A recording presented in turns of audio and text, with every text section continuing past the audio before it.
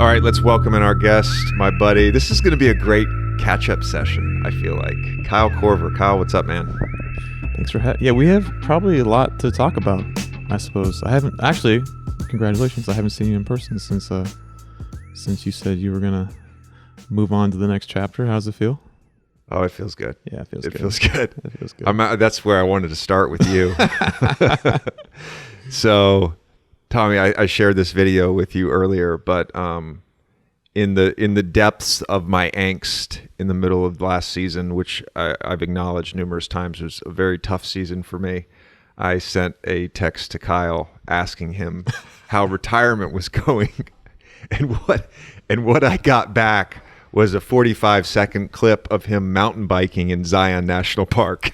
Yeah. I thought afterwards, I was like, man, he probably maybe wanted to talk. I don't know if this is the right thing to send him right now. Like, is this going to help him today, or is this going to push him in the other direction? I have to say, when you sent that, I talked to you maybe later that day or something like that, and it definitely had an impact. Not in a good way.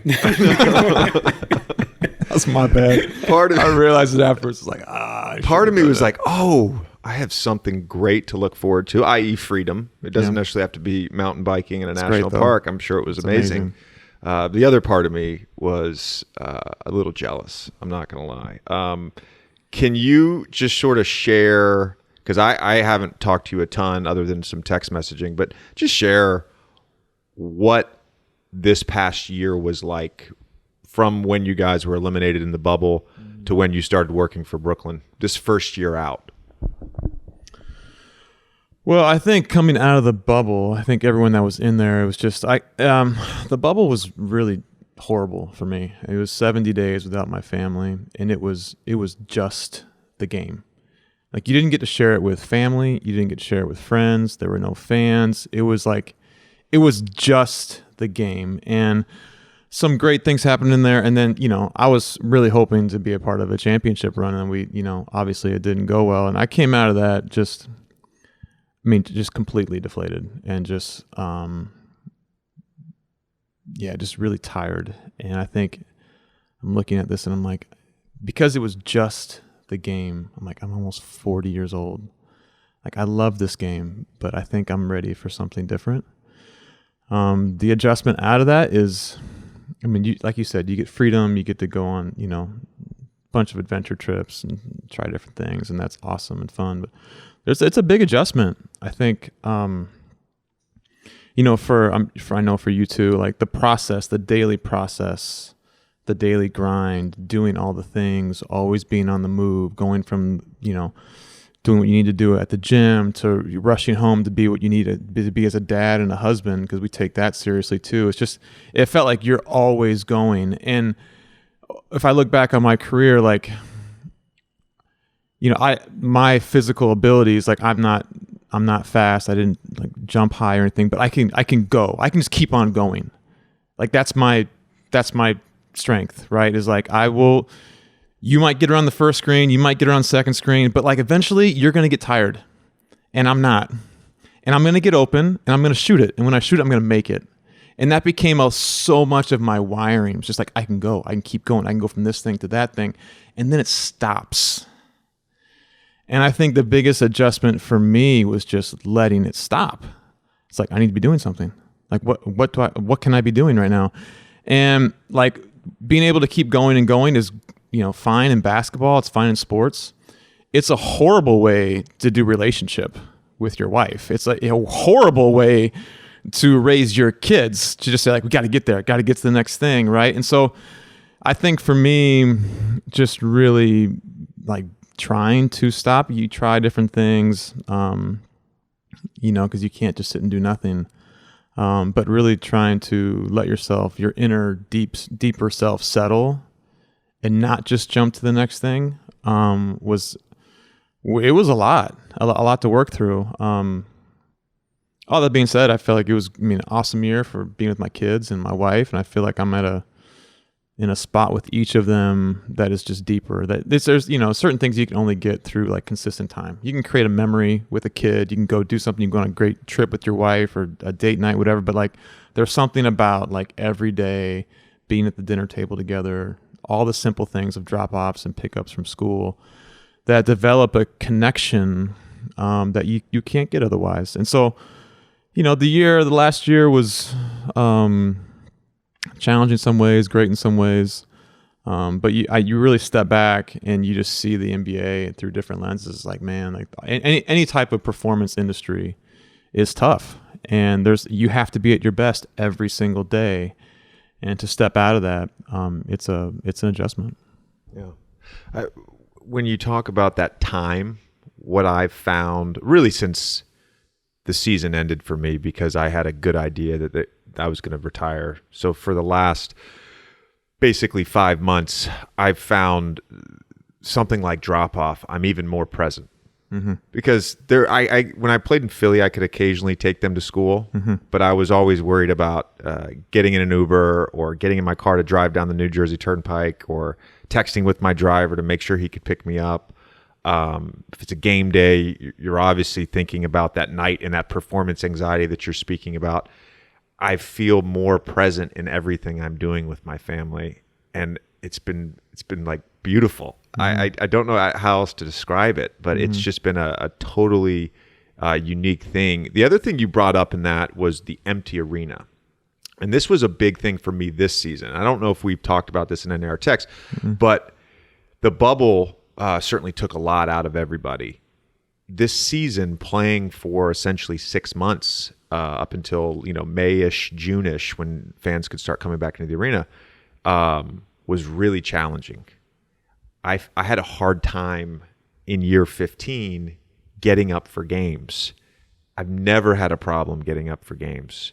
And I remember walking out, and I was hurt. I walked out to do the pregame high five, prayer, whatever, huddle with the Mavs guys before game one. And I kind of peeked out, and there was people in the stands, and there was music, and there was a crowd, and there was boos as they came out for warm-ups. Oh, that's the juice. I forgot about that. Mm-hmm. I forgot about that. How much did, in an alternate universe, COVID doesn't happen, how much did the break from March to July and then being in the bubble for that long accelerate your retirement timeline? Yeah, I mean, I think that, and then also the next season coming around so quickly afterwards, right? I think that was like when, like I had a few teams call, wanting to play, and it's just like, I respect the game too much to not show up giving my best, not having prepared for a season. And I think, like you said, you had the break. Oh, I'm with my family all the time. We kind of talk about this already. Bubble, like tough, really short turnaround to the next season. Certainly not ready mentally, emotionally, spiritually to step back into giving your best to a season again. It was, I mean, I felt like if there was ever a season to not play, last season was the one, to kind of miss out on. I think just it didn't feel, it felt like you were just trying to keep the thing going. And if I'm going to play one more year or whatever it is, like, is that the year that you want to wrap it up in? I mean, maybe you do. Yeah. Maybe it's what, makes it happen. But certainly, I think the timeline of that played into where you're at. Both of you guys had versions of this. I mean, you guys have basically both been in the playoffs for most of your career, especially towards the end of the career, going to the finals, obviously, in Cleveland those years. Do you feel like you had less of a break because of this? Because it wasn't like April 15th comes and you can be with your family. It's like you're really going until, middle of June, and then all of a sudden you're just getting back into it. Yeah, I mean, I think that's one of the things you take some of these guys, you take like LeBron's run of all the years, the finals, Golden State, keeping their edge. Like it is a real thing to go deep into the playoffs every year, short turnaround, come back, and then be expected to be at the top of your game again for a whole regular season. I think, I mean, that certainly plays into a factor, but I think too, and I'm sure JJ, you can speak to this, like my kids are at a beautiful age right now, and it's just really evaluating, you know, like you're trying to do both. You want to do both well. You want to do the game well. You want to do your family well. But it gets to a place where it's really hard, and it's hard on your family too. I mean, you lived in a different city from your family for a bunch of years, and so you're just like, man, like I think my kids are still okay, and I'm present when I'm there. But I mean, it's a lot of time away, and at what point it's just like when is enough? You know, like do you just go until the wheels have completely fallen off? Is that the right thing to do because you made a little more money and you packed on whatever onto your career? You do go to another team and keep on trying to get a championship, or it's just like, okay, you know, it's been amazing. Yeah. What a run. I'm ready for what's next. And I think, you know, the deep runs and then the bubble fit into all that. I feel like our thought processes are very similar in hearing you talk about this. The other part about all this, let's just acknowledge we're old. I would talk to buddies this summer that I was golfing with, and they'd ask me what team I was going to play for, and I'd tell them there's a good chance I'm retiring. I'm really leaning that direction, and they would give me all these reasons why, and I'd be like, but I'm old. You don't understand. Towards the end of your career, and for me, this past season was my first experience with this idea of coming face to face with your basketball mortality. I had this sense where if I can't be as good as I want to be, is it worth it? Mm-hmm. If I'm a shell of myself, is it worth it? Mm-hmm. Did you ever sort of have that thought process? I always told myself, the moment I don't play in the fourth quarter, I don't want to be here anymore. Right? And I think too, I think for me, when you can be used, if I can be a weapon out there, and you can use me, and you're going to use me to generate offense and energy, and like let me run and go free and be what, like I'm in. But the moment I am just like stay in the corner, pull out a defender, and then come to the other end and get brought into the pick and roll, like I have too much pride. Like I have too much pride, man. Like, and so I felt like, you know, things were kind of shifting that way. And it's just like, yeah, like I'm not trying to, like it was awesome. It was great. All that to be said, I have not officially retired. So there's still a chance. There's still a chance. No, but I'm 20 minutes in. Listen. I'm coming back. I feel like I don't know what year it was. I don't know what year it was. Keith Van Horn got thrown into some deal. Remember this? There was like a trade, and like if he got thrown into, and he got like $5 million to like make the trade work. And I don't know how this works. I don't know if I have like, if your team has to have your bird rights or how this would happen. It's probably not possible for me, but you know, for that reason, I'm still leaving the door open there just in case I can get thrown into a trade machine. So interesting you bring this up. I have not talked about this yet, but about a week before free agency, my agent and I are talking, and I said to him, I'm not ready to commit to anything right now. There were, you know, whatever. Teams were gauging interest, and said, I'm not ready to commit to anything. So on August 2nd, please just tell them I'll talk to them later in the fall or early winter. And he called me the next day, and he said, Dallas has your rights, basically. There's a team that may do a sign and trade with them. If that's the case, they've got to use you and your salary to make it work. You could make about $16 million. What? And I was like, all right, I'll play another year. But the both teams went in a different direction, and it didn't happen, which is fine. Whatever. It's whatever. In your reflection over the past year, what do you miss the most? What is the thing or the things that you miss the most about being an NBA player? You know, I think I do miss the routine, to be honest. I miss going to the gym and, you know, taking care of my body. I still like playing basketball. Like if it was, honestly, if I could just practice every day, like I just don't want to travel. I still love playing. My body still feels pretty good. Like I like it's even like being with Brooklyn now. Like I like just talking shop with being on the court, shooting around, talking the game, being around like, you know, people who are the best of what they do. I miss that. But I'm over the travel. I'm over the, being away from my family. That's the hardest part. Well, we should start.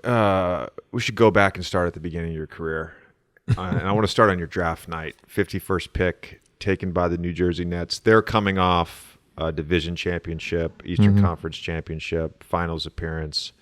At what point did you find out that you had been traded for a summer league entry fee and a copy machine? That wasn't until years later. Years later? Years later. Like a decade later, maybe. Wow.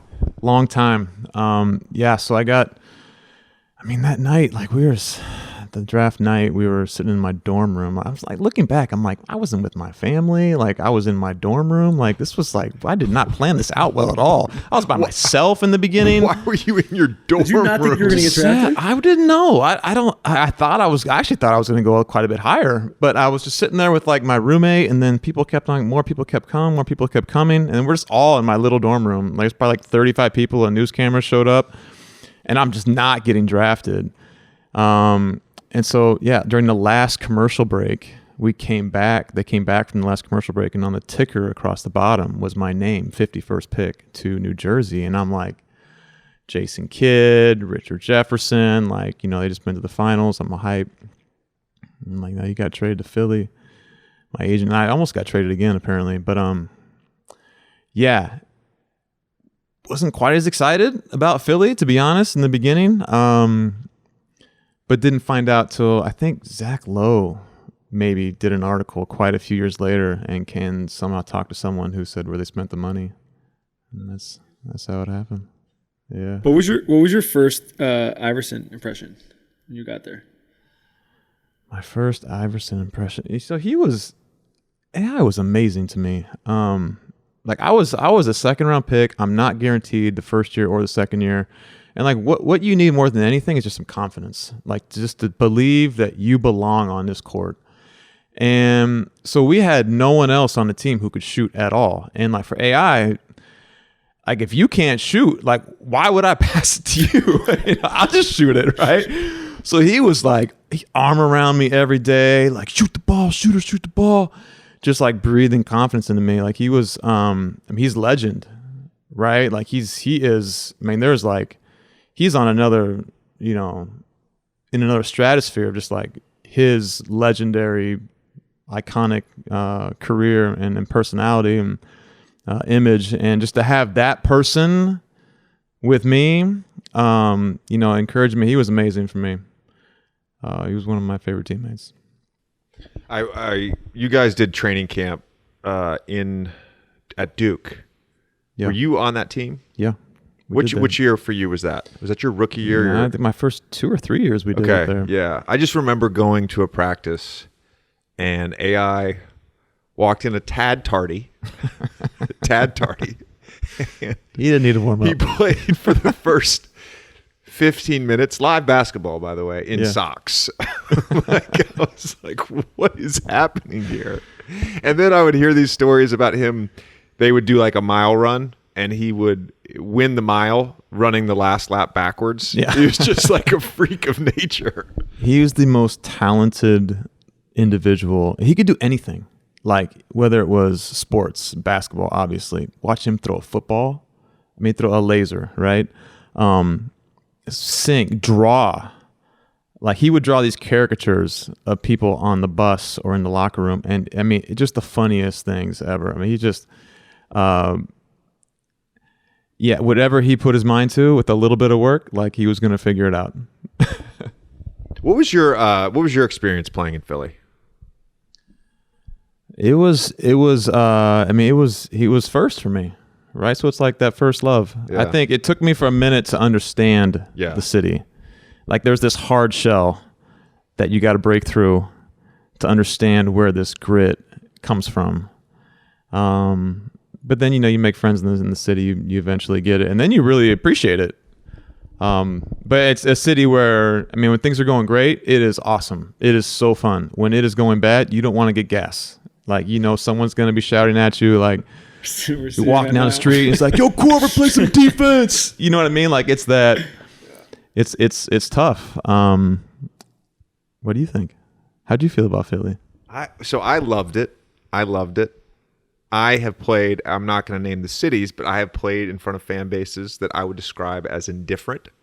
So I would take Philly's fan base over that any day. For sure. I love the passion. You have to be mentally tough to play there. You do. You have to be. You do. To your point too, I could have dinner plans after a game. If I didn't play well and we lost, I'm scrapping those plans. Yeah. I'm grabbing whatever's in the locker room and going back to my apartment and keeping my ass at home. Yep. Now, if I had a good game, that's fun. It was great. Yeah. I think I felt like after Philly, I was prepared to play anywhere. Like in any circumstance with any players. I think I had 4 coaches in 4 years. Like I felt like those years in Philly, if I needed to be toughened up more, I needed to figure out my way to like turn everything else out, turn it off, and be able to focus on my craft. Like Philly was the fire that you're forged in. When do you feel like you figured out how to sort of fit into the NBA game, like movement wise and everything like that, in terms of getting the shots that you needed to sort of be successful? Well, my second year, Jim O'Brien was the head coach in Philly, and it was like this. When I first got into the NBA, it's like we got to figure out how to get you an easy one first. Like we got to get you a mid-range shot, maybe get you the free throw line. There was no. When you shot, no one shot three. There were no plays for threes for sure, unless it was like end of game.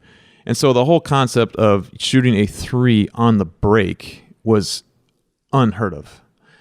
And then Jim O'Brien was he doesn't get a lot of credit. He was, for the Boston teams with Paul Pierce and Anton Walker, like they were shooting a lot. He was really ahead of the curve in a lot of ways. He's not really talked about much, but first day of practice, we're doing 3-on-2, 2-on-1. And, I come down, again, I'm not guaranteed this year. It's my second year. I played a little bit at the end of my rookie year, not a ton. Come into a 3-on-2, 2-on-1. AI passes it to me. I kind of stop at the elbow area, shoot it, make it. I'm like, yeah, I made it. Jim O'Brien just like, no, runs out onto the court. It's like, you see this line? When you see this line, you stop. And when you catch it, you shoot it. And I was like, really? I can do that? And that, for me, like in the NBA, you got to make a name for yourself at some point. You got to have a coach that believes in you. You got to get some playing time. You got to get a superstar that likes you. You got to somehow create your name or to create, what you're going to bring to a team. And that was it, right? I mean, he was flipping passes around behind the back to me on the break, like always looking for me in transition.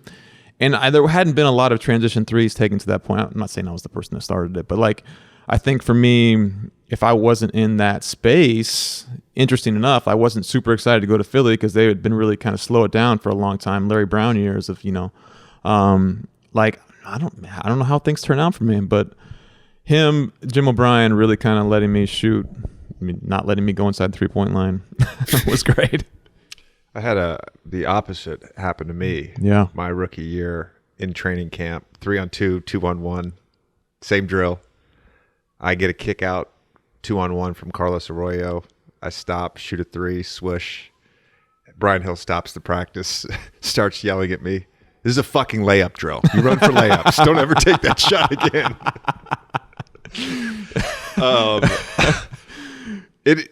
To your point about just as a role player, especially early on, finding your niche can be really hard. Yep. And there's a bunch of factors that have to happen. And when you get sort of the right fit, you make a name for yourself, and all of a sudden you have equity in the bank. Mm-hmm. And there's a little bit more wiggle room. There's a little bit more you can try, and then you grow as a player. Mm-hmm. I thought for me that was going to be my year 5 when I signed with Chicago, and you signed with Chicago. I signed with them, and the next day I found out they offered you, but they offered you a little bit more money than me, and I was like, JJ, they gave me 18, I got 15. I was kind of hot. It was 20.2, but okay, there you go. But so my understanding was they were going to offer you the money anyways. They ended up, I think, using some of my money to get Ronnie Brewer. So they wanted both of us. That's what they told me before. We were talking I signed about this earlier. Least. This is a crazy. So the assumption from a lot of people, my understanding was we were both going to be on the team, which would have been lovely with D Rose and Luol and Joe. That could have been a fun group for me. Would have been super fun. And I look back, and I have very fond memories and years in Orlando, and those early years with Stan were instrumental for me. But I felt like in year 5 and 6, I kind of stalled out, and that jump to Chicago, I feel like would have been big for me, and getting a chance to play with you and play in front of a fan base like the Bulls would have been incredible. Those Bulls years, man, those are Thibs' first 2 years as the head coach. Yeah. We were grinding. It's fun to watch Joakim get his jersey retired this last week and become an ambassador. Like it was such a good group, and I feel like we were always free agents, right? We had the same year a few times. Yeah. I remember thinking a bunch. I was like, man, it'd be so fun. Three times. It'd be fun to like play with you. It'd have been fun to like have you as a friend on the team. Like it felt like it would have fit on a whole lot of levels. Yeah. But the Chicago team, like, we had Rip Hamilton my second year, and we ran some really good, like, we brought back out Floppy, of course, because he's the king of Floppy, and all the options that we had. It's fun to think about what that could have been if it was you. We texted a few times during free agency. Mm-hmm. I remember when I signed my second 1-year deal with Philly, I texted you you said congrats, and I texted you right after, and I said, where are you headed? And you said something along the lines of, well, it just became a lot clearer. Actually, truthfully, I swear to God, so when Arn left, I spent like 2 years, I stayed with Wasserman for 2 more years, but when Arn left Wasserman and to run the Pistons, I was interviewing a bunch of different agents and considering leaving, not considering leaving, whatever. I was just kind of doing my homework. Mm-hmm. And I knew Jeff Schwartz, your agent, but I never met with Jeff because I didn't want him to have both of us the same year in free agency. I was like, it just would be too much. There'd be some conflict. There'd be some conflict. We were talking about, you guys are kind of like the Spider-Man meme in like a certain way. To the average fan. To the average fan, there's a lot of similarities in terms of a lot of different things in your life. Kyle's far more accomplished than I am, but I don't know about that. It's so funny though. I feel like we talked about this last time I was on your podcast, but it's like when we would play against you and we're going over scouting report, like everyone's like looking at me like the whole time, just like like it's like you.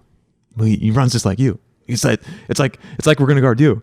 Yeah, I don't know if you got the same thing, but It was just so funny. Like every single time, every single game, like we watched the scouting report, and it's like, oh, JJ, Kyle. But I'm not, Tommy, to be clear, I'm not 6'8". Kyle always had that on me. So he was a much, especially in his prime, he was a more versatile defender and a much better rebounder than I was. Yeah, but you're a lot more shifty than me. You could change directions. At least I have something. Nah, shifty, and you had more ball skills than me. What was? And you also made more money than I did. So. Well, I was going to ask about the Thibs. You brought him up earlier. The Thibs experience. Everyone in New York, obviously, is loving what he's doing with this team. What did you sort of realize playing for him that you didn't, know going in? I mean, Thibs was formative for me. I think up until that point, like I worked hard on defense, but I didn't really understand angles, and like he was super tough on me. Like he let me know from day one, like if you are not perfect with how you're executing our defensive scheme, you are not going to be in the game. And let me know that in many ways. And so like we got to a point eventually where, we have a ton of respect for each other now and, like love what he's doing here in New York. But like when we were there, like he wouldn't even like acknowledge me. Like we could be getting on the bus and like Joakim walked by, Joe, Dirk, Keith, everyone. I'd walk up and he just looked the other way. Like we'd be in practice and like, Ronnie, do this. Keith, Joe, fucking you. Like, he couldn't even say Kyle. Like, he was just like so, and I was like, yo, this dude, he hates me. Like, you know, it was really a thing that I had to work through, but really, he was just like, he needed me to be perfect in certain ways. And, I mean, now I can look back and those are a couple really grind years for me, but like, they really helped shape the rest of my career going forward, because I did have some fundamentals and some non-negotiables that I had to be prepared for and know what to do, know how to execute. Because I mean, that's where it was for me, right? Like, for us, we had to be great. We had to be perfect on the defensive end and how we thought the game and felt the game, because we didn't have the athletic ability to cover up for, you know, mistakes that we might make. So, I mean, those years with Thibs was grind, man. He was tough, but he's perfect for this job, huh? You're doing great. Again, there's probably gonna be a few other similarities here, but my years with Stan were instrumental for the rest of my career. Same thing. I've never been yelled at by any coach like Stan yelled at me on several occasions. Yeah. My first year, we got off the plane. It was like an 18-hour plane ride from Orlando to China. Yeah. We get off the plane and practice that day, and I feel like a zombie. And I missed a low man coverage on Bo Outlaw and tag him on a low man. I was the corner guy, low man. Missed him, and he just lit into me. And I don't remember Lon Kruger, but he had a son, Kevin, who was on the training camp roster. And Kevin came over to me and he said something along the lines of, "Man, my dad's a psycho, but I've never seen a coach yell at a guy like that before." Yeah. But again, for the rest of my career, It's formative. it was formative, and I had to learn. I had to get every coverage right, because physically, I had such little margin for error that I had to make sure I had every coverage right. Another similarity that I wanted to bring up, you ended up being an all-star. You ended up starting for a number of years in your career, but it wasn't until later in your career that you became a starter. My first time as a full-time starter was my 8th year going to LA and Doc, and it was a perfect fit. What was it about Bud and Atlanta that was such a perfect fit for you in those years? Well, I think it's a bunch of things. I think one, it was coming off the years with Thibs, and I was probably better by that point. Like, to me, as long as you are like in the NBA, you have to, you know, like we talked about before, you have to make it in some way. Like, you have to create a name for yourself, and then you need to not mess it up. That's like one of the big things. But then, as long as your body doesn't break, you should keep on getting better. And I feel like we played in an era where I felt like, looking back, you know, you'd hear the stories about Kobe. It's like Kobe spends $1 million a year on his body. Like, and then there was the one year in the Olympics, and all of a sudden, all the superstars who played in that Olympics came back, and everyone had their own guy. And all of a sudden, everyone started taking care of their body in a new way. And then sports science has really grown, really like changed so much. And I always felt like, you know, as long as you're doing all the things, like, you've established yourself, you're not messing it up, and you keep taking care of your body, you buy into like the sports science that's available to you, you should just keep getting better. You have more experience. You've seen more. You've put in more hours. You've put more time into your craft. And I think I was just better later in my career because you bought into taking care of yourself. And I think that was the same thing for you. I know. I feel like I remember stories about like you winning like best athlete in Orlando. Was that true, or what was that? I don't know if it was called best athlete. Best there scores. Was a series of tests. Come on. 3/4 sprint. There you go. There was a shuffle drill. There was a vertical jump. There was a 3-minute run.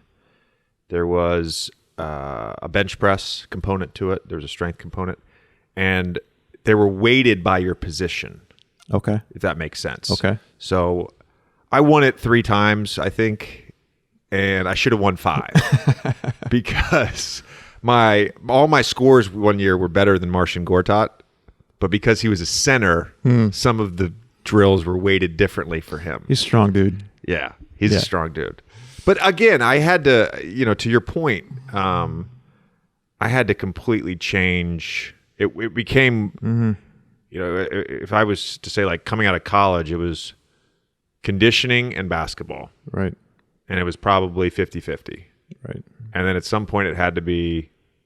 lifting, body maintenance, conditioning basketball. 33, 33, 33 is what it became. And that's what gave me the longevity that I had. But I didn't lift until I had to. Yeah. I literally had to, or I was going to be out of the league. I lifted early on to put on muscle and to weigh more.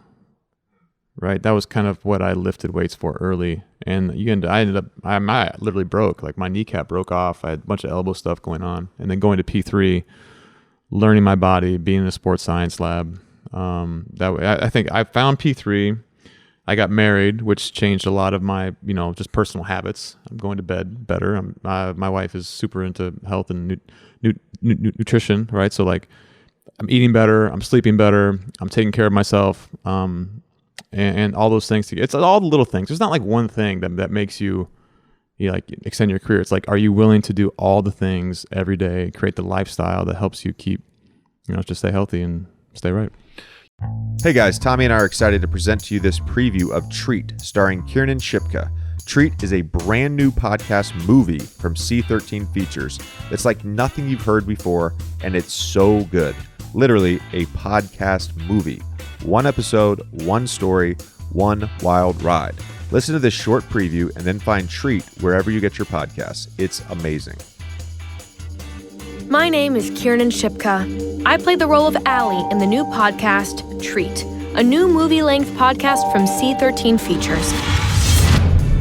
There's something coming to Allie West's not-so-perfect little town. What the hell is that?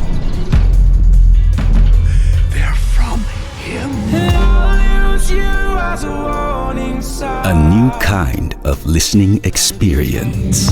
These things, they're not kids. John, you're not making sense. No! Help me! Kiernan Shipka in Treat. We have to hide. There's nowhere left to hide. Treat, a podcast movie from C13 Features, a Cadence 13 studio. He's back! He's back!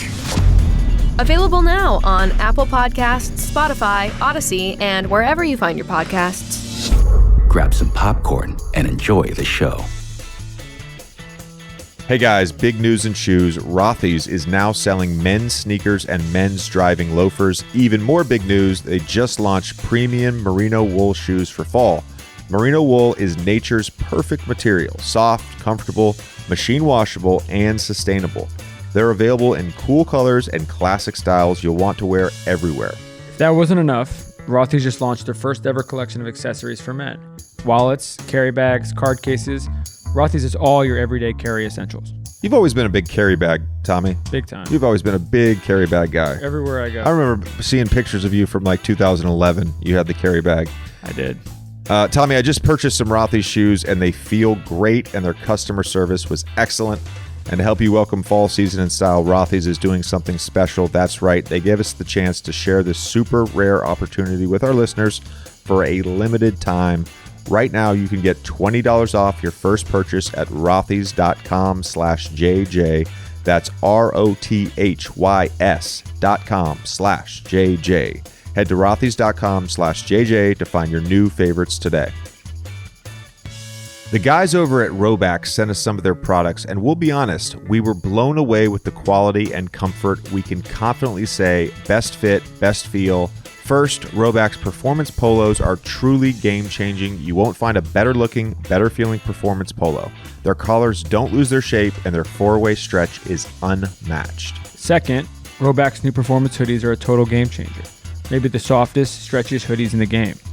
We're experienced hoodie guys, and we literally wear them all the time. I probably wear their performance hoodies to school drop-off 3 times a week. That's not an exaggeration. They literally are the most comfortable performance hoodies I've ever worn. Third, Roback's performance Q-zips are incredibly comfortable. They're perfect for a day in the office, for me, a round of golf, or a night out. They're the definition of versatile. In all honesty, Roback has been gaining traction big time. Every time you see someone wearing Roback, you just give them that subtle nod because you know they get it. Use the code OLDMAN on roback.com for a generous 20% off your first purchase through the end of this week. That's spelled RHOBACK.com. That's 20% off all polos, Q-zips, hoodies, and tees with the code OLDMAN. They just dropped new hoodies and Q-zips that will have you feeling good and looking fresh. Not to mention, Rowback polos make great gifts for the holidays. You've talked about this publicly, but I think it'd be really interesting for our listeners and our viewers to hear about, I believe it's called Misogi. Oh, yeah. Misogi, is that I say that Misogi, right? yeah. Can you just explain what it is and then some of the rituals, Sure. I guess you describe them, that you did? So Marcus Elliott, who runs P3 in Santa Barbara, he introduced this to me, and basically he said that he does something once a year that he's never done before. So it's in nature. He can't have better than a 50% chance of doing it, of completing the task, but you're not allowed to die. Right. This is important for the wives because we go places with this, but basically it's just a challenge not to get out of your comfort zone, to do something different in life. Like so as when we're young, we want our kids to dream big dreams and work really hard. But as we get older, we lose a couple times, or we get burned, or we end up getting more specialized and more careful. And so as he's explaining this to me, I'm like, I get this in my life. I get this in basketball. It's super easy to just get more and more specialized and just kind of protect your craft. And, but like, am I trying to get better? Am I trying to grow? And so it's just like, it's just a really good, it really connects with guys, especially, you get out in nature and you do something really, really hard. And you see what you got, and you see where your boundaries really are. And it ends up being a great day every single time, whether you make it or not. So our first one we did was, he asked me, he's like, have you ever stand up paddleboard before? And I said, I never have. He's like, all right, how do you feel about trying to stand up paddleboard from the Channel Islands of Santa Barbara? So that's about 30 miles across the ocean, right? And I have not paddleboarded before. And I'm like, cool, like I'm in. It doesn't look that far from here, right? We get on this little boat. It takes us 3.5 hours by boat to get there. There's like 3 and 4 foot waves. I'm like, what are we doing? Like, we're gonna go paddle around for like a couple hours. We're gonna fall. We're gonna come back in. It's gonna be a waste of my Saturday. We finally make it all the way over there. We start paddling. These guys have like, I love California, but I'm not like a surfer yet. Maybe that comes later. Like these guys are good on boards. They're kind of figuring it out. They're going. I'm like 100 yards behind them. I'm thinking about these waves. I'm thinking about how cold I am. I'm thinking about all the sharks that are surely right below me right now in this moment, right? And I'm falling, can't stay up. Eventually, I just start paddling from my knees. Eventually my odskin slaughters. After an hour, my knees, like that bump is like, 2 inches big. My toes are bleeding. The tops of my toes are rubbing on the rubber on my board. So I'm like, there's blood, like, right? There's sharks. They're surely smelling this blood. All I can think about is these sharks and like the boats that come down, these big tankers that can't steer, can't stop, right? So the beauty of this exercise is you start in this headspace every single time. You're like, this is the dumbest thing I've ever done. Why are we doing this? And then right around the halfway point, you're like, all right, we're halfway there. Let's figure this out. And so I'm like, when you're young, you're taught to, get a big goal and then break it into smaller goals, right? And that's how you get to the big goal. Cool, but what if you can't, like, what's my goal in the middle of the ocean? Like, I can't judge my distance. Like, the mountain in Santa Barbara is just not, I'm going for that peak, but it's not getting closer. And there's no mile markers. There's no houses. There's no way for me to gauge my progress. And so, like, what's the smallest thing that I can control? It's like this stroke that I can't do right now. I'm going to get the perfect stroke. And so I just got lost in this process of like, so we're paddling. You could only paddle on the right side. Because you paddled on the left side, the current took you straight towards LA. So you're only on the right side. So it's like my left hand is beat from holding this paddle. My right side is really sore. But I'm like, okay, so if I tweak the paddle like a 1/4 of an inch in my hand, all of a sudden the pain is gone. Okay, that's probably where I should be right now. So that's my hand. Where am I pulling from? Like what exact muscles am I pulling from? Where am I putting this paddle in? Where am I pulling the paddle out from? Where are my toes? My toes are pointed out towards the board. I have a little bit better balance. Where on this board should I be? And just went through every single inch of my body trying to make it optimal for this stroke. And I would, one stroke, that one felt really, you can feel when something's right, you know, when I feel like I'm getting somewhere. It feels strong. One stroke, two stroke, fall in, shit, get back up. One stroke, two stroke, and just try to keep it. How many perfect strokes can I get in a row? And I just got lost in this process. And before long, I catch up to my buddies. I'm like, I'm right here with them, right? Like, this is amazing. And there was a bunch of, a big dorsal fin came out of the water. I thought it was a killer whale. It was a mola, which looked that up. Like, it's 2,000-pound fish. We had a whole bunch of amazing, terrifying experiences out there. But we got to the beach, and our family, it took 8.5 hours. We got to the beach, and our families were there, our wives and our kids, and it was just like, we just like fell into the sand. We're like loving the sand, kissing our families. But like, I came out of that day different. Like, there's something in today's world, like, you get so much information and there's so many people trying to give you their shortcuts, and you feel like you can be an expert on something so quickly. But there's a certain like deep knowledge that you only get through like really grinding something out for a long period of time. And like that, it is something connected in me on a deep level of like perfecting what you can control, right? I took that into shooting. I took that into like a lot of my life, this process.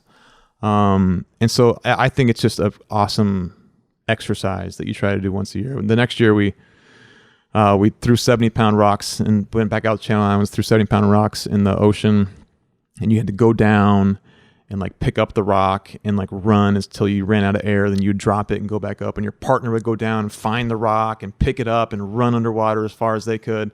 And we ran a 5K underwater.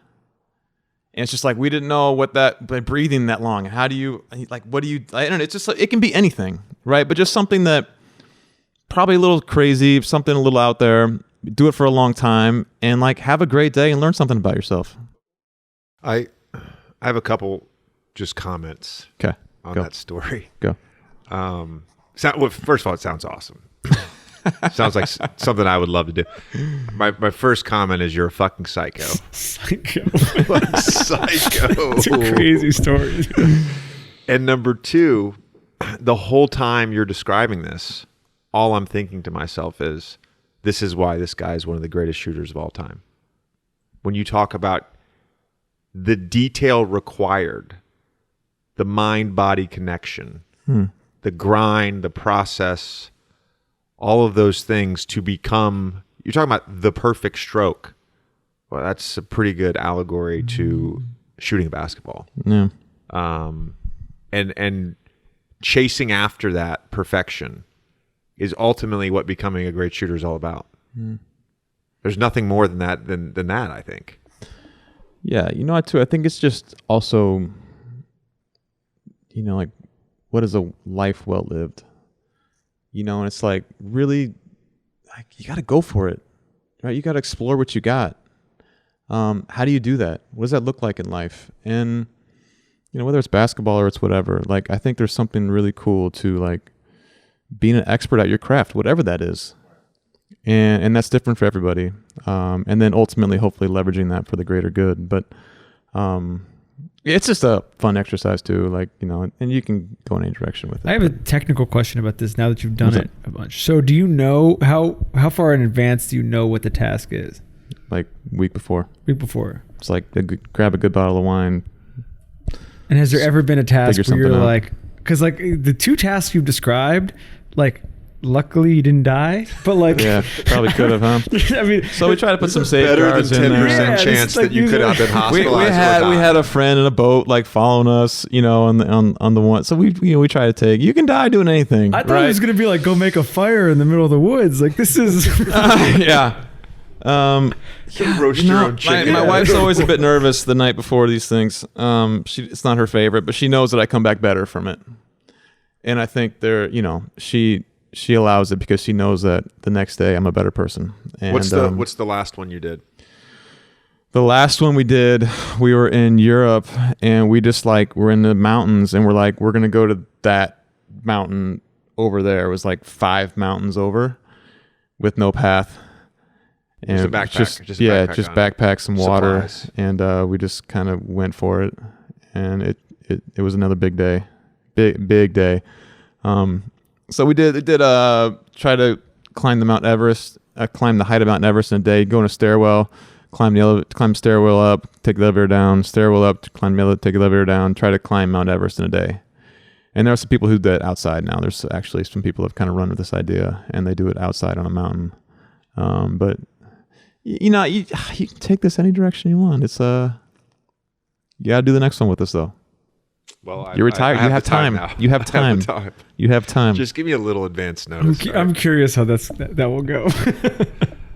I can't wait. The Channel Island one with the rocks. Yeah. That to me, because I have a little bit of a fear of water, and specifically going underwater in the ocean, especially that deep. So for me, that would be. What's your fear? Of water? See, this is how you conquer the fear, JJ. I'm just afraid of the unknown. I'm afraid of what's in the water. But you got to go do the unknown, and then you find out that it's okay. Yeah, you're right. All right, let's go back to basketball for a second. One of the things we wanted to talk to you about was this run that LeBron had in the Eastern Conference of 8 straight conference finals, 8 straight conference championships, and being a part of both sides of it. Getting eliminated by him when you're with the Bulls and the Hawks, and then being with him when you got traded to the Cavs. Do you think that run is a reflection of LeBron's greatness? In some ways, of course it is. Or is it as much maybe a weaker Eastern Conference during that time period? I go more towards his greatness. I think until you've spent time around him, like how serious he takes his craft and how much work he puts into it every single day. I think it's one thing to get to the top. It's another thing to stay there. Like I think what makes him great, his greatest attribute is his ability to do it again tomorrow. Like his ability to recover in mind, body, and spirit on a day-to-day basis it's out of this world. Like it's unbelievable.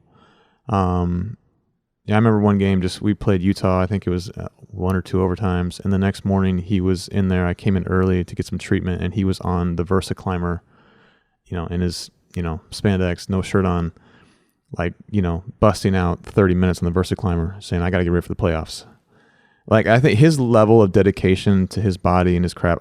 I think people just see how big and strong he is, and like Michael Jordan, he had to take a break in the middle after 3. And I'm not here to debate Michael and LeBron, but like it's a lot to be not just putting in the time, but to take the scrutiny that he does. It's like he deflects it on appearance so easily. I walk away from those years. It's one thing when you're playing against them. It's easy to, get hater narratives in your head. But then when you're with him and you see his dedication to his craft, you see what he puts into it every single day. He is literally the first person there and the last person to leave every single day. And he's LeBron James. And he's been to the finals so many times in a row. He's been MVP, all those things. Like to me, that is his greatest achievement. Is just showing his ability to keep going, to mentally stay focused, to do the work that he has to do to be who he is. When we had DeMar on, he was talking about when those years in Toronto when they were the 1 seed and you guys would always beat them, and he was talking about the mental side of things with LeBron, how like when they would when you guys would play them, LeBron would know he would know Toronto's plays before they were running them. And he basically would be calling out to different guys on the team, they're doing this, and it would just completely kind of throw them out of whack because they were like, this guy, what are we supposed to do when this guy knows exactly what we're going to do? Did you understand his sort of mental dominance before you played with him? Like when you were in Chicago, did you see that part, or did you have to be a teammate to sort of get it? That's a good question. You certainly feel it playing against him, but it's like anything else. When you see it up close on the person on the other side, you understand why he remembers all the plays. You understand why we're going through shoot around for 45 minutes talking about every single coverage, and he's explaining what he thinks should happen and what they're going to do and how we should attack them. It's just there's a whole other level that he goes to in his preparation, especially for the teams that he wants to go up against. When you look back, what do you think was the best team that you played on? The team that you felt like, that was the team. Or maybe there's more than one, but certainly you had a chance when you played for the Bulls, Hawks, with LeBron, with the Bucks, most recently. What was the team that you felt like had the best chance? It's certainly the most talented team that I was on was my first year in Cleveland. For the half season that I was there, that was the most talented team. I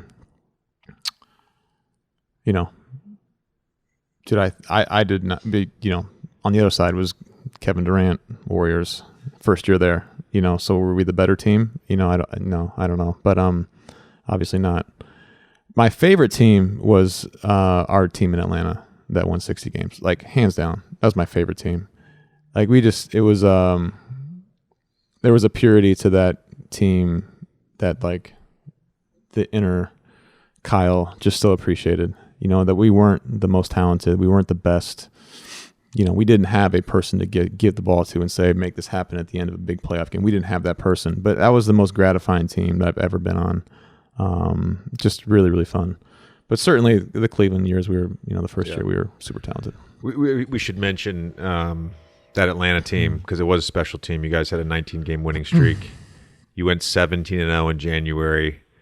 The starting five was named Player of the Month, which is the funniest. Low key, might be one of the five funniest things that happened in my NBA career. Yeah. And four of you guys made the All-Star game, which was right here in New York City.